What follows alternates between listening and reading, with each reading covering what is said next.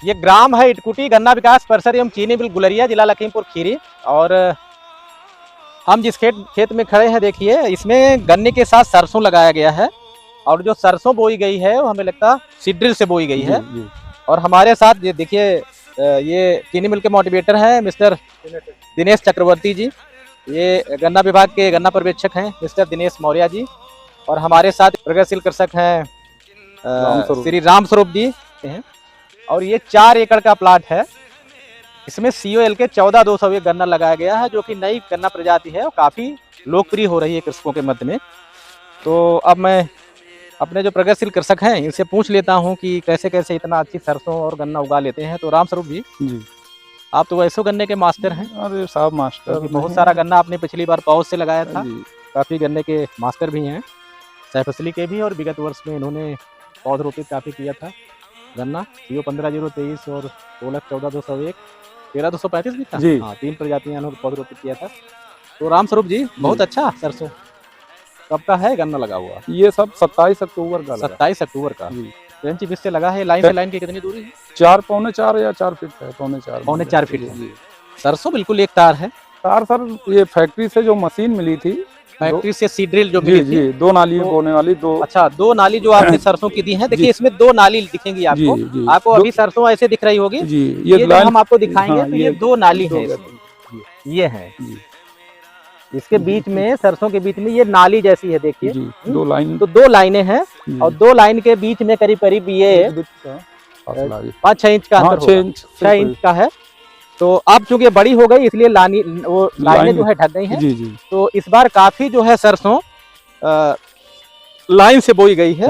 अच्छा, लाइन से बोने से और जो पहले आप लोग ऐसे ही डाल देते थे पेड़ पे, वो उसका क्या फायदा होगा? सर ऐसे भी बुआई है, लेकिन लाइन से बोने से ये फायदा है कि निराई गुड़ाई और गन्ना का जामनेशन और टेलिंग जल्दी शुरू हो जाएगी। अच्छा, टेलिंग जल्दी शुरू हो जाएगी। और उसमें जो है गन्ना ढक जाता है, तो जितने दिन लाई पकेगी नहीं, कटेगी नहीं, उसके बाद उसकी ग्रोथ नहीं होगी। अच्छा, इसमें ग्रोथ होना है। अभी निराई कर देंगे, खाद भी डालना है, अगर पानी भी लगाना है तो लाइन छोड़ देंगे। यानी सरसों अपना काम करती रहेगी, वो गन्ना अपना काम करता रहेगा। सरसों खाली खेत मले जगह में है और ऊंचाई पे है, इससे अपना काम करना है। और गन्ने का नाली की गहराई भी ट्रेंच की काफी ठीक है, तो सरसों को पानी कम ही मिला, जड़ों को मिला, खाली नमी मिली है। और जब नमी मिलती है ऐसी फसलों को तो काफी अच्छी हो जाती है।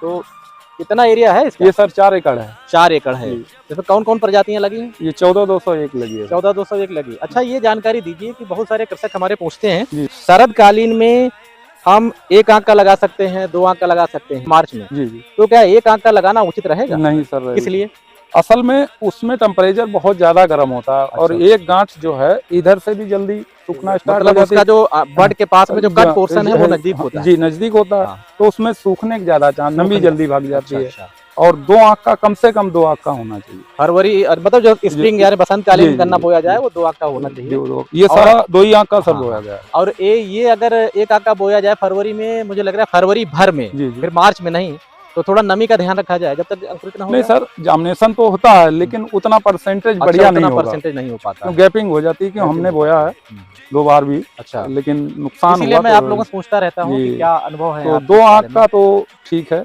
और ज्यादातर फरवरी में 2 ही 3 आंख। अच्छा, जो उर्वरक आप शरद कालीन गन्ने को देते हैं कितना देते होंगे एकड़ में? लमसम एकड़ में 1 बोरी 1.5 बोरी NPK और पोटास 5 किलो एकड़ की जिंक। पोटास कितना देते हैं? पोटास मान लीजिए 20 किलो एकड़ की। 20 किलो एकड़ की। अच्छा, जिंक कितना दे देते हैं? Zinc 5 kilo. अच्छा, और फंगीसाइड कोई भी डाल दें, हेक्सास्टाफ है, अच्छा, या कार्बनडाजिम करवा देते हैं। ये सरसों जब आपने लगाया, सरसों के लिए कुछ अतिरिक्त उर्वरक दिया या उसी गन्ने? हाँ, अलग से दिया। इसके ऊपर जो हमने है सुपर डलवाई है, सिंगल सुपर फास्फेट। एकड़ में कितना? 4 बोरी पड़ी एकड़ में। 1 बोरी वो और 1 बोरी यूरिया, उसमें मतलब 25 किलो एकड़ की यूरिया। अच्छा, और ये पोटास और सुपर फास्फेट। ये डाल के आगे लाइन पीछे से वो मशीन चला दी। अच्छा, तो वो मिक्सिंग हो गई। उसके ऊपर पड़ी भी है ना, अभी देख लीजिए, सब दिखाई पड़ रही है। अच्छा, ये सफेद जो है, ये सुपर ही पड़ी है।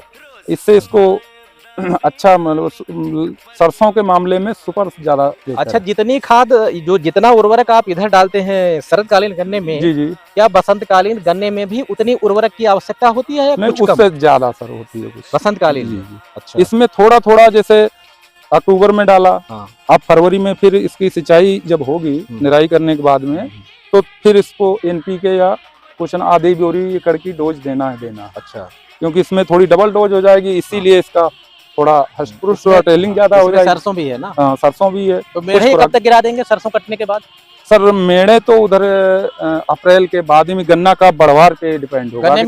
गन्ने में कितनी टिलरिंग हो जाए तब ये मेढ़े नहीं, गिराना टेलिंग शुरू से सर मतलब नहीं है, उससे बढ़वार से मतलब हमारा ट्रैक्टर जो है हाँ। चले तो गन्ना टूटे ना, ट्रैक्टर जब तो निकले। इसमें जो मेढ़ गिराएंगे वो ट्रैक्टर से गिराएंगे जी, तो ट्रैक्टर हल्की सी मिट्टी जो है हल्की सी गन्ने पे भी नहीं, आ बहुत जाएगी। जबरदस्त सर, 1 फीट इसकी कटाई हो जाएगी। अच्छा, जितनी तब तक गड्ढा इधर है हाँ, उतना ही गड्ढा यहाँ हो जाएगा सर। अच्छा, ये तो पर्याप्त टिलर भी जब तक हो जाएंगे। जी हाँ, टेलर हो जाए, फिर टेलिंग से फिर मतलब ही नहीं, जब मिट्टी चढ़ गई हाँ। उसके बाद में तो फिर बढ़वार ही अच्छा, चलेगी। विगत वर्षों का आपका अनुभव है कि COL के 14201 में कितने गन्ने बन जाते हैं? एक गन्ने से टेलिंग मामले में तो ये बहुत टॉप क्लास कितने गन्ने बन जाते हैं? मेरी समझ में 7-8 तक 10 तक भी लोगों, जैसे कुछ लोग ज्यादा गैपिंग करके बोए और ज्यादा करे, अच्छा, तो वैसे 5-6 से तो कम होना ही नहीं है। 5-6 से कम नहीं होना है। अभी तक तो हमने पौध वाला किया है हाँ हाँ, सिस्टम, पौध तो का आप अनुभव देख है। हाँ, लीजिए। पौध का अनुभव। अब इस बार जो है बड काट के मतलब 2-2 आंख का बोए। हम्म, अब इसमें रीजन क्या होगा तो इसका देखते हैं। इसकी पैदावार तो बहुत लोग ज्यादा बता रहे हैं, हाँ, टेलिंग अच्छी तो होती है, अच्छी होती लेकिन अब इसमें ज्यादा पेड़ हैं और पौध में सिंगल पौध लगाई थी हाँ हमने। हाँ, उसमें तो करीब मेरी 7 समझ में डेढ़ फीट पे 5, लगाई थी 7, 8, 10 तक हैं किसी किसी में। किले में। हाँ जी हाँ, तो इसमें भी अच्छे निकले। जी अच्छा, सरसों का जैसा ये अच्छा दिख रहा है, बिल्कुल एक तार है। जी। कौन सी सरसों है ये? ये सरसों का सर नाम नहीं मालूम है, पीला लेकिन ये सरसों है, काला? नहीं है, पीले, हाँ। बड़ी वाली है। अच्छा, बड़ी एक वाली। छोटी वाली आती है, हाँ हाँ, साठा सरसों। हाँ, ये बड़ी वाली नीचे है। ये बड़ी तो वाली इसका उत्पादन हमें लगता है उस छोटी वाली से ज्यादा होगा। होना तो ज्यादा चाहिए। इसमें 4 पुखरी हैं सर। अच्छा, 4 वो पुखरी। उसमें 2 पुखरी होती है, 2 लाइन, इसमें 4 लाइन होंगी। अच्छा जब बड़ी होगी, अभी तो नहीं, इसकी मोटी फली हो जाएगी इतनी मोटी। अच्छा इसकी 4 लाइनें सरसों में निकलेंगी। अच्छा, ये जो फली है इसमें 4 लाइनें होंगी जी, इस फली में, जी 4 तो लाइनें। ज्यादा उत्पादन होगा। हाँ, तो इसका दाना भी मोटा है। इसका दाना भी मोटा है, इसका तो कितना उत्पादन एकड़ में हो अब जाएगा? उत्पादन सर मेरी समझ में 6-7 कुंटल से तो नीचे 6-7 कुंतल एकड़ में हो जाएगी, जी। तो आप करीब करीब 25-30 कुंतल तो सरसों हो जाएगी। जी।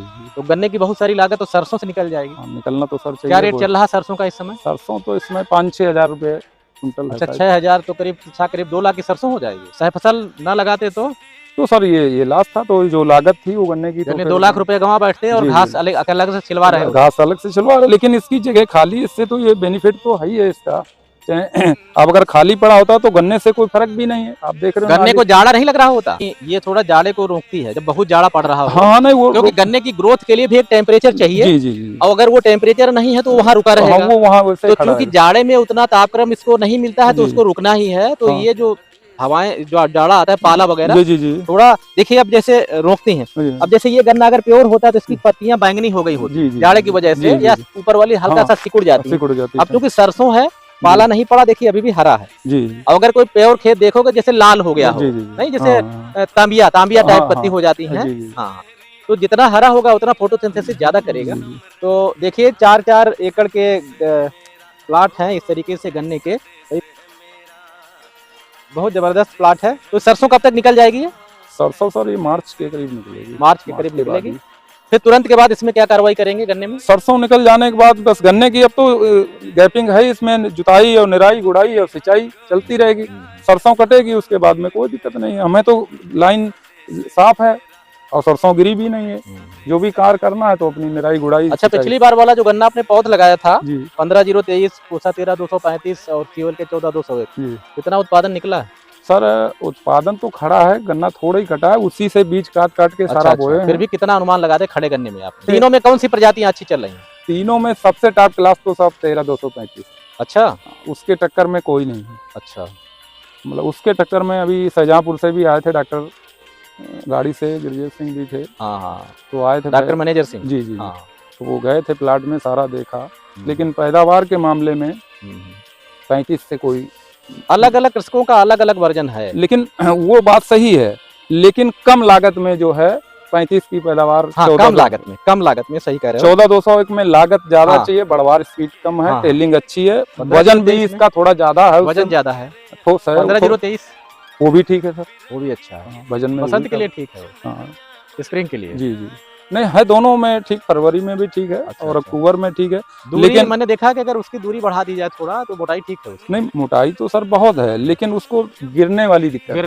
अगर वो ट्रेंच से ही ज्यादा कामयाब है। ट्रेंच से ही कामयाब है। CO 15023 ट्रेंच से ही कामयाब, सही कह रहे हैं। बनाई और बहुत जरूरी है, लेजर से उतनी उसकी लेजर से नहीं रुकेगा, सही, क्योंकि उसका अगोला 32 इंच का है, वो तो आपको बता चुके हैं ना। इनका अगोला 18 इंच। हाँ, अगोला आप बताए थे। देखिए अगोला नापने के गन्ने के मास्टर है, ध्यान आ गया। जी जी। तो आपने कहा था कि COL के 14201 इसलिए नहीं गिरती है, तो अगोला कितने इंच का है?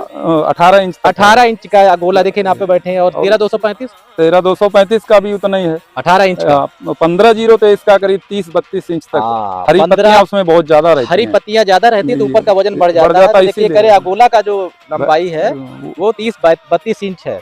तो ये अगोला भी नापे बैठे हैं और गन्ने की पोरी भी नापे बैठे हैं। अच्छा, पोरियों की संख्या कितनी होती है औसत? 14201 में कितनी होगी सर? 14201 में नहीं, 15023 में नापे थे। कितनी पोरी? करीब 18, 20, 15, 14।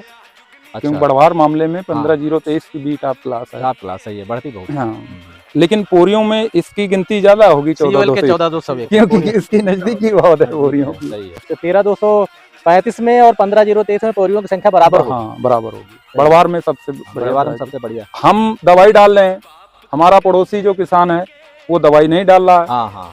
तो हमारी दवाई का जब तक उस पे असर रहेगा तब तक तो वो कीड़ा उड़ के यहाँ नहीं आएगा ना। और जहाँ दवाई का असर खत्म हुआ वो दौड़ के हमारे खेत में आ गया। इससे भी बड़ा प्रभाव है। देखिए हमारे कृषक डॉक्टर भी हैं, तो आप डॉक्टर भी समझिए। नहीं सर, आप ही लोग जब भी ये मीटिंग वगैरह करते हैं वहाँ डॉक्टर लोग आते हैं, हर मीटिंग में पता जहाँ भी लग जाता है जरूर, तो हम वहाँ जरूर जाते हैं। गोष्ठी में रामस्वरूप जी जरूर जाते हैं और काफी उत्साहित कृषक हैं।